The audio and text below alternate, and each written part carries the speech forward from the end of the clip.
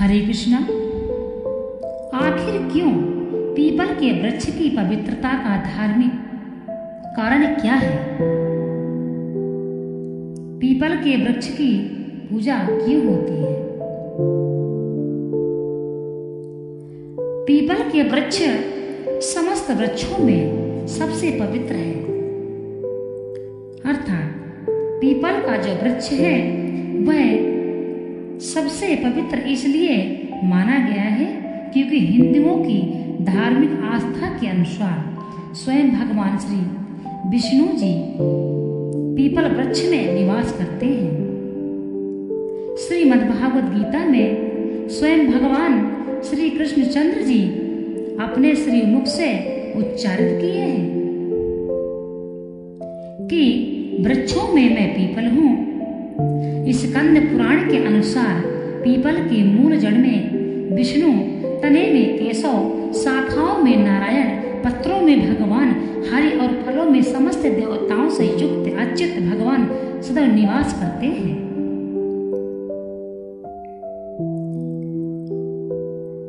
People की पूजा समय के अनुसार ही करना चाहिए। हर दिन और हर समय पीपल के वृक्ष की पूजा नहीं है, कुछ समय निर्धारित है। वैज्ञानिक दृष्टि से भी पीपल वृक्ष पूजनीय है।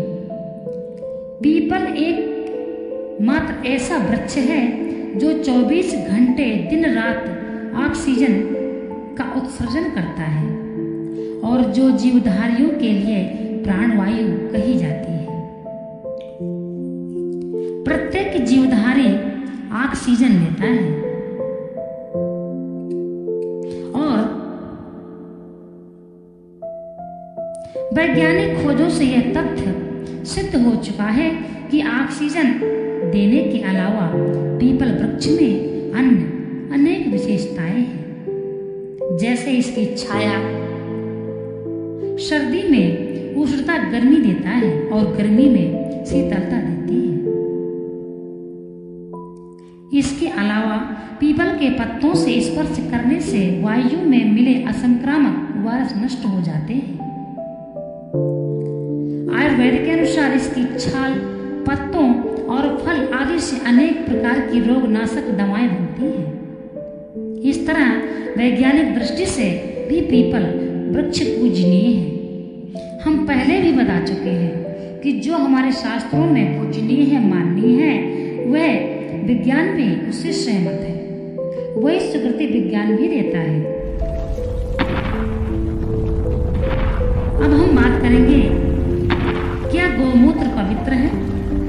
क्या वैज्ञानिक दृष्टिकोण से भी गौमूत्र पवित्र है?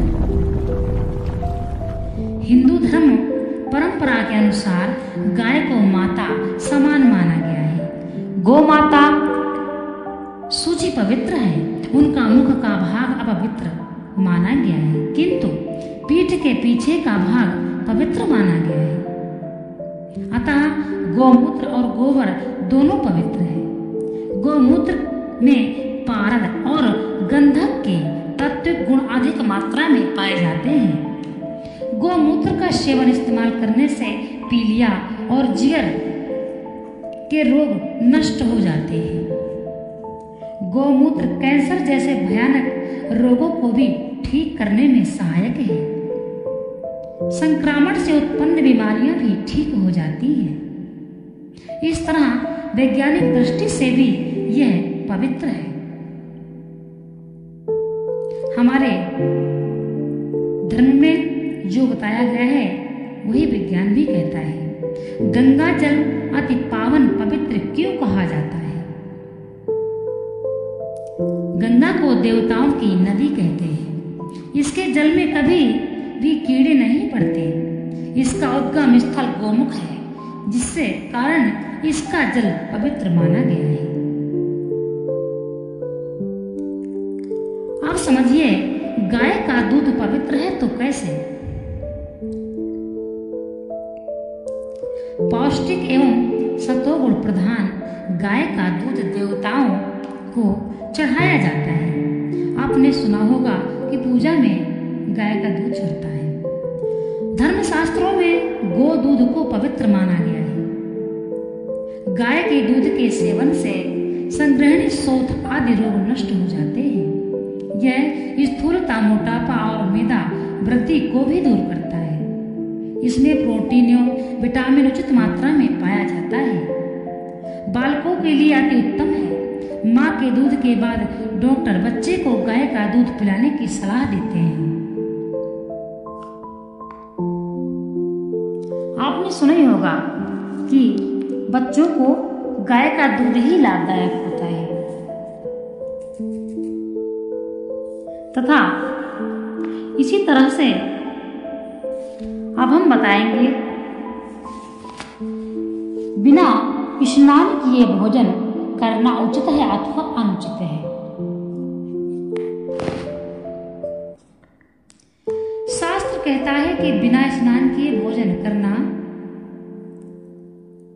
गंदगी खाने के समान होता है। आखिर क्यों? इसका वैज्ञानिक कारण भी समझ लीजिए। विज्ञान के अनुसार स्नान करने से शरीर में रोम कूपों को सिंचन हो जाता है, अर्थात शरीर से निकले पसीनों से जो भी पानी की कमी हो चुकी है, स्नान करने से उसकी पूर्ति हो जाती है।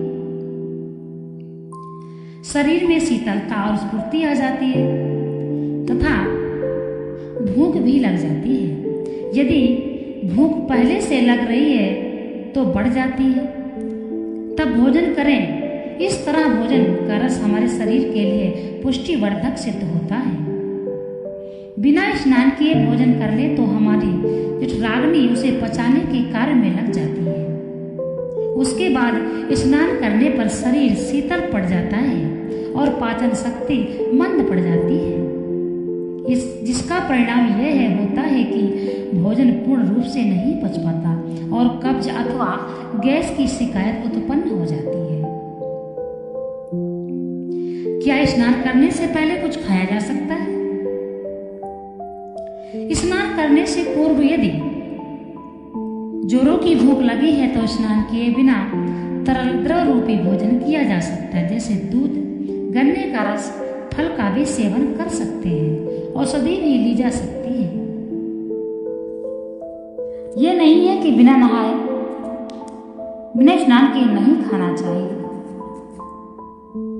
यदि किसी के पास समय नहीं है, स्नान करने का कोई जरूरी काम है, तो अपने शरीर की शक्ति के लिए भोजन करना ही पड़ता है। परंतु जो उचित है वह हम बता रहे हैं। ऐसा नहीं है कि बिना नहाए आप भोजन करते हैं तो आपको पाप लगता है, क्योंकि इस शरीर को शक्ति भोजन से ही प्राप्त होती है, इसलिए भोजन भी करना अनिवार्य है। अब जैसी परिस्थिति हो वैसा करना चाहिए।